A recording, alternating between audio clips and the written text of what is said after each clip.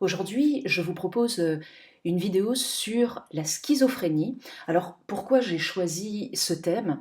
Eh bien, c'est tout d'abord pour changer un peu notre regard sur cette maladie qui est bien souvent stigmatisée, sur laquelle on porte beaucoup de préjugés négatifs, hein, du style tous les schizophrènes sont violents, on ne peut pas guérir de cette maladie, ou alors c'est un trouble de personnalité multiple. Donc, toutes ces idées fausses, en fait, c'est important de les balayer pour mieux prendre en soin ces personnes qui sont vraiment en souffrance et donc qui sont atteintes de schizophrénie. Ce que je vous propose dans cette vidéo, c'est tout d'abord de définir ce qu'est la schizophrénie, et puis nous verrons les causes de l'apparition de cette maladie, puis les symptômes, les signes caractéristiques de la maladie, les traitements, et nous finirons par, en tant que soignant ou en tant que proche, qu'est-ce qu'on peut dire ou faire face à quelqu'un qui est atteint de schizophrénie.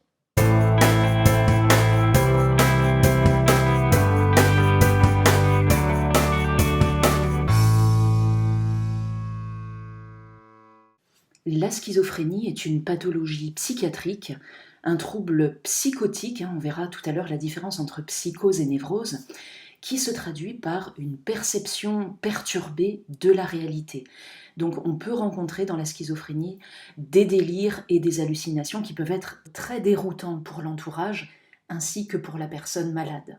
Ces symptômes sont très invalidants pour la personne, elle se replie sur elle-même et donc les conséquences, ça va être des difficultés au niveau des relations sociales, familiales et même au niveau du travail. La différence entre psychose et névrose, dans la psychose, la personne n'est pas consciente de ses troubles. Elle perçoit une réalité qui n'est pas la nôtre, elle ne demande pas à être soignée, et en plus, dans la psychose, on retrouve toujours la présence d'hallucinations. Alors que dans la névrose, la personne est consciente de sa maladie et surtout, elle n'a pas d'hallucinations. Dans les pathologies psychotiques, on peut trouver la schizophrénie, les bouffées délirantes aiguës. Dans les névroses, on peut retrouver les crises d'angoisse, la dépression ou la phobie.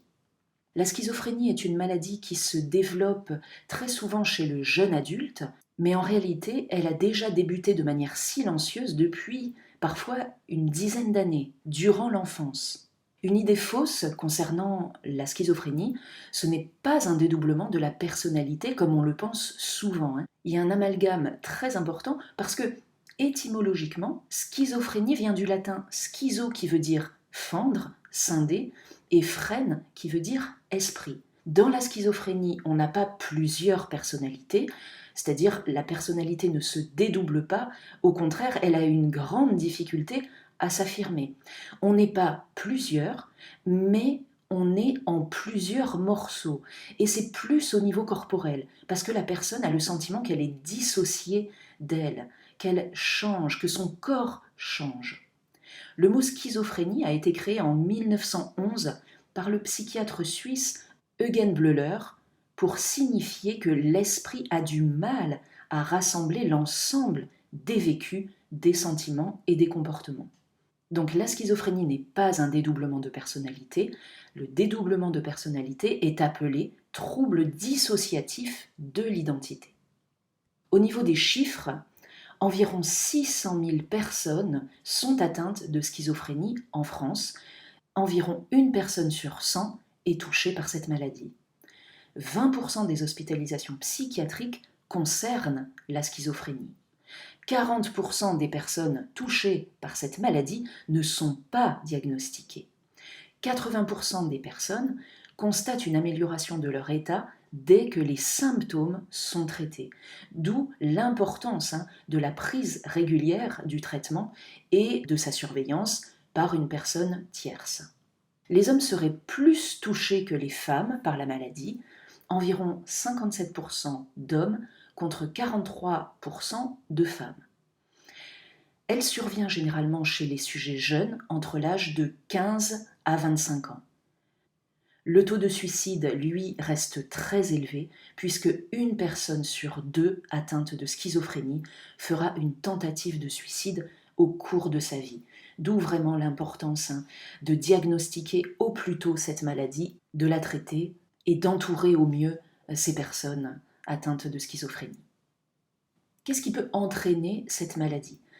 Les causes, alors c'est difficile à établir. Souvent, il y a une multitude de causes qui peuvent expliquer la schizophrénie et encore, à l'heure actuelle, on a du mal à les identifier. Ce qu'on peut dire, c'est qu'il y a quelques facteurs déjà que l'on a repérés. Il peut y avoir déjà des facteurs génétiques. Des enfants qui ont des parents schizophrènes, par exemple, ont 10% de risque de développer la maladie. Certaines substances psychogènes aussi, comme le THC, peuvent perturber le bon fonctionnement du cerveau, en particulier chez les adolescents. Donc attention à toutes ces substances psychogènes, ce sont les drogues, mais aussi la consommation d'alcool qui risquent de perturber le bon fonctionnement du cerveau et d'entraîner donc le développement de la maladie. Parmi les causes aussi, on peut retrouver l'exposition à une infection lors de la grossesse qui peut entraîner des anomalies au niveau de l'anatomie du cerveau. Et puis, il y a aussi la présence de facteurs environnementaux familiaux. Si un enfant a une vulnérabilité à la schizophrénie, eh bien, par exemple, une carence affective ou une surprotection de cet enfant par les parents pourrait faire partie des facteurs déclenchants des symptômes. Un stress violent, un traumatisme dans l'enfance pourrait également expliquer l'apparition de cette maladie. Au niveau des symptômes, quels sont les signes caractéristiques de la schizophrénie? Voyons tout d'abord les différentes formes cliniques de la schizophrénie. Avant l'âge de 18 ans, on parle de schizophrénie à début précoce.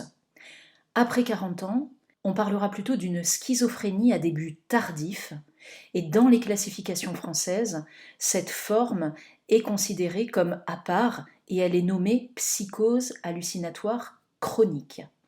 Et puis il existe aussi des schizophrénies à début très tardif, après 60 ans, qui sont très souvent associées à un isolement social et à des déficits sensoriels, comme par exemple une hypoacousie, une baisse de l'acuité visuelle, etc.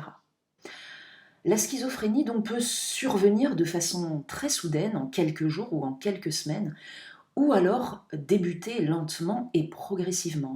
Tout va dépendre des individus.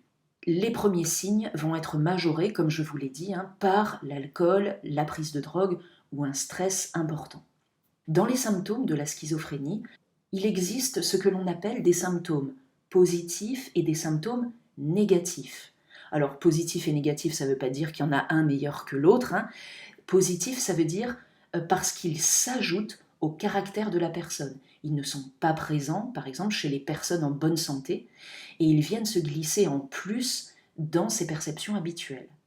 Les symptômes négatifs, pourquoi on les appelle comme ça? Parce qu'ils se manifestent par des pertes sensibles des aptitudes de la personne et une réduction de ses activités. Commençons déjà par les symptômes dits négatifs. Ça va être les premiers signes de la maladie, mais en fait ils sont difficilement observables et détectables. Tout d'abord, on va retrouver le repli sur soi. La personne se replie, reste dans sa chambre, ne parle pas, ne veut plus communiquer. On va retrouver aussi un manque d'énergie ou de motivation, une perte de l'envie, du plaisir. Par exemple, l'adolescent peut passer des journées à ne rien faire et même à ne plus se laver. La personne aussi va rencontrer des difficultés à se concentrer, à rassembler ses idées, à mémoriser. Donc vous voyez que si c'est un adolescent, l'école va être compliquée pour lui. La personne peut sembler froide, distante, mais en réalité, elle est en proie à des émotions très intenses, souvent dues aux idées délirantes et aux hallucinations, qu'on va voir tout à l'heure. Elle peut ressentir beaucoup de peur, de colère. Elle a une sensibilité exacerbée, c'est-à-dire que la moindre contrariété peut la faire dégoupiller. Elle a aussi un fort besoin d'affection, mais il existe une forte discordance, en fait, entre ce qu'elle ressent et ce qu'elle dit ou ce qu'elle montre. Donc vous voyez, cette personne, cet adolescent, peut nous paraître froid et distant, sans émotion, mais au final, il est envahi par beaucoup d'émotions tirées à leur paroxysme.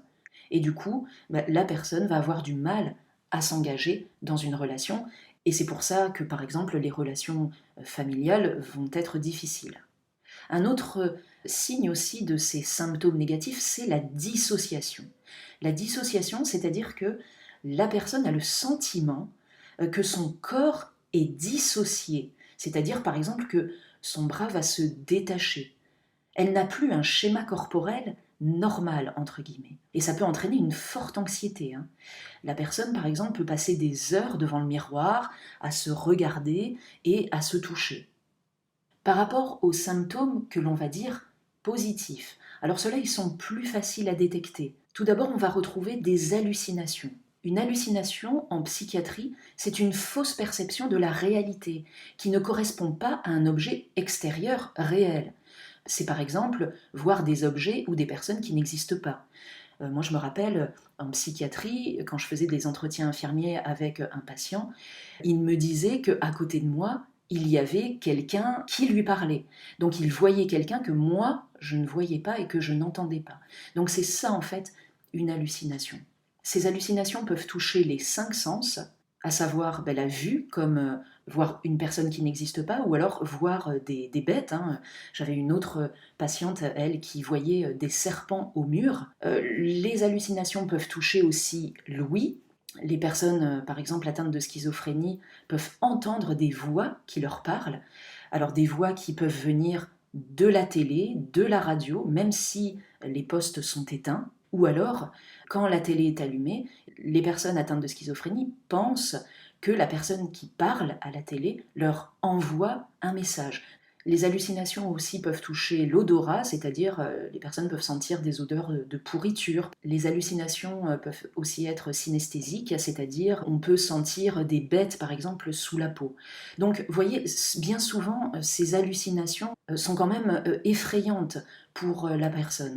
Un autre symptôme positif, ce sont les idées délirantes. Ça peut être des idées de persécution, comme un délire paranoïde, c'est-à-dire que la personne se sent persécutée, elle se sent espionnée, elle se sent suivie, trompée, harcelée, ou alors elle a l'impression que les autres peuvent lire dans ses pensées.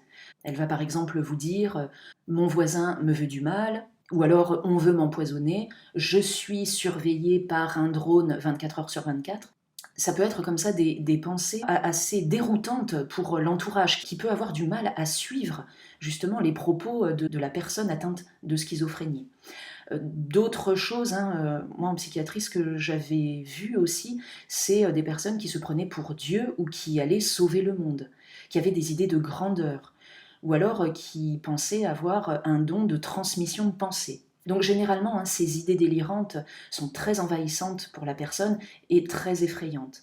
La personne croit fermement en son délire et il est impossible de la raisonner. D'ailleurs, on va le voir, si on tente de le faire, si on tente de raisonner la personne en lui disant mais non, la télé ne te parle pas, c'est pas vrai, eh bien la personne risque de s'énerver encore plus. Donc on verra après dans la conduite à tenir ce que l'on peut dire ou faire face à une personne qui va exprimer des idées délirantes.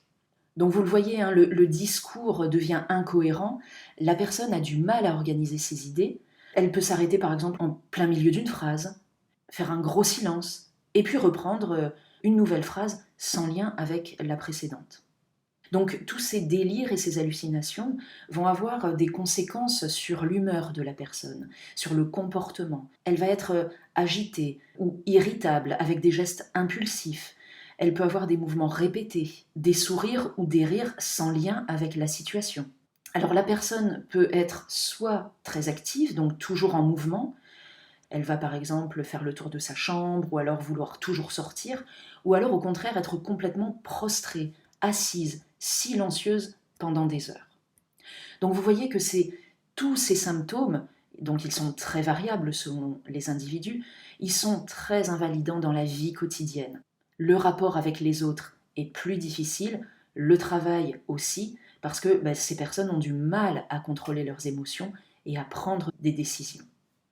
Un point maintenant sur la schizophrénie et la violence, parce qu'il y a souvent aussi un amalgame entre violence et schizophrénie. On pense que toutes les personnes schizophrènes sont violentes envers les autres. Or, le risque de violence envers les autres est relativement faible. Moins de 1% des personnes atteintes de schizophrénie passent à l'acte.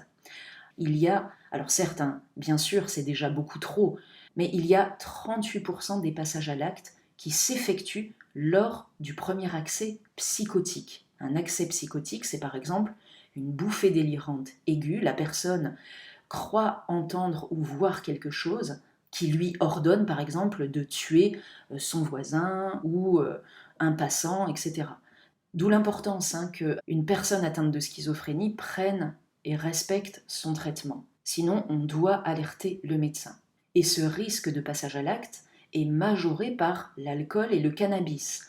C'est multiplié par 9. Donc, si un adolescent prend pour la première fois du cannabis, s'il a un terrain peut-être génétique, il peut développer très rapidement une schizophrénie.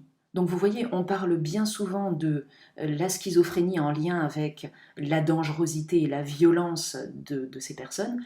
En fait, c'est faux, puisque uniquement 1% des personnes atteintes de schizophrénie peut passer à l'acte.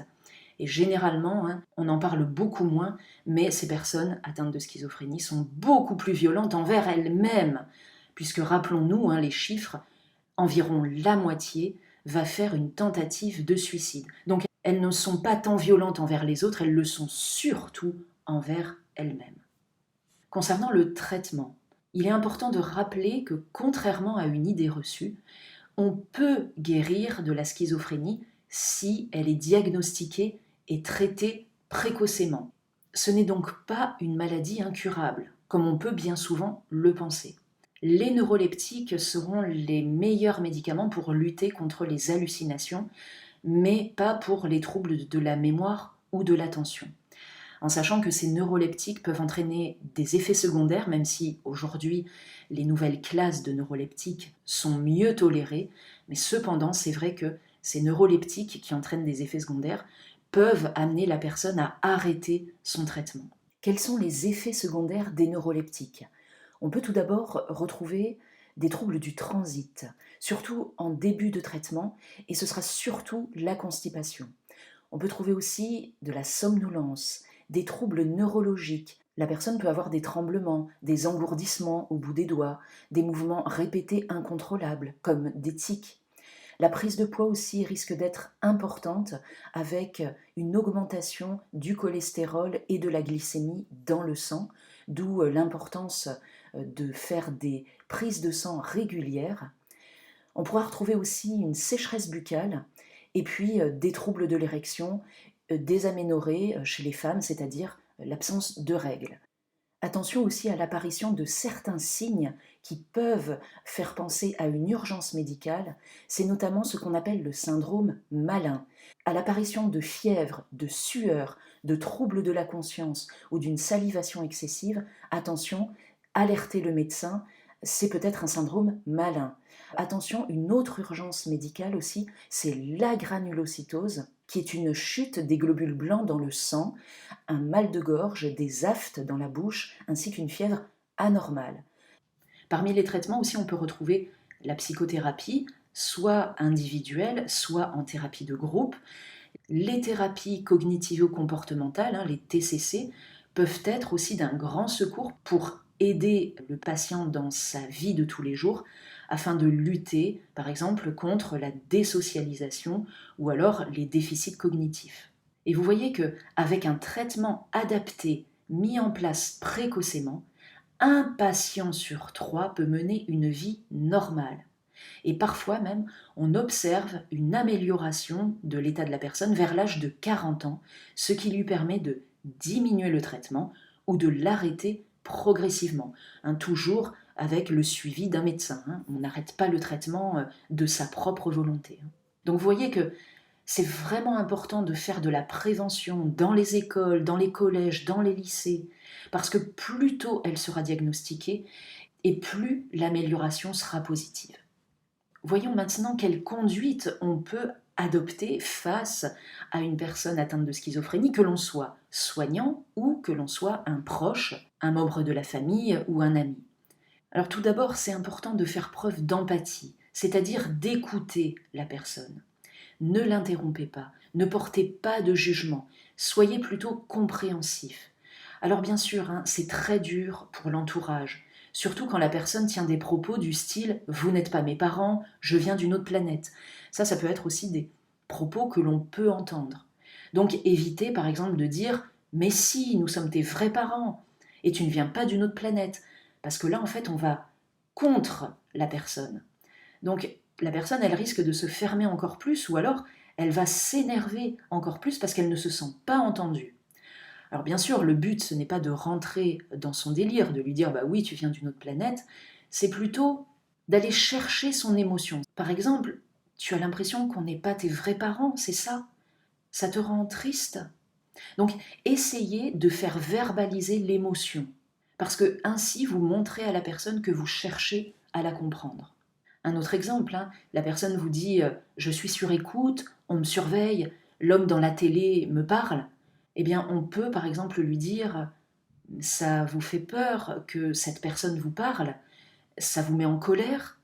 Donc, cherchez plutôt à faire extérioriser l'émotion qui est présente pour la personne.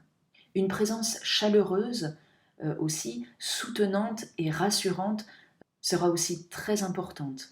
Alors c'est plus facile à dire qu'à faire, hein, parce que pour les adolescents qui se referment souvent sur eux et qui ne veulent pas parler, c'est difficile en tant que parent de voir l'adolescent se replier complètement sur lui-même. Mais montrez-lui que vous êtes là, montrez-lui que vous l'aimez et faites-lui savoir que vous êtes là s'il a envie de parler. Si la personne ne veut plus prendre son traitement, c'est vraiment important d'alerter au plus vite le psychiatre ou le médecin. Parce que, comme on l'a vu précédemment, si la personne arrête son traitement, les idées délirantes ou les hallucinations risquent de revenir et d'aggraver l'état de la personne. Si la personne vous dit qu'elle entend des voix, alors ne lui dites pas qu'elle est folle ou alors que c'est faux, mais plutôt, bah, ça doit être effrayant d'entendre ça, de voir ça. Comment tu le vis, toi? Validez ses sentiments. Même si vous ne comprenez pas ses hallucinations ou ses délires, vous pouvez quand même lui dire que vous comprenez ce qu'elle ressent.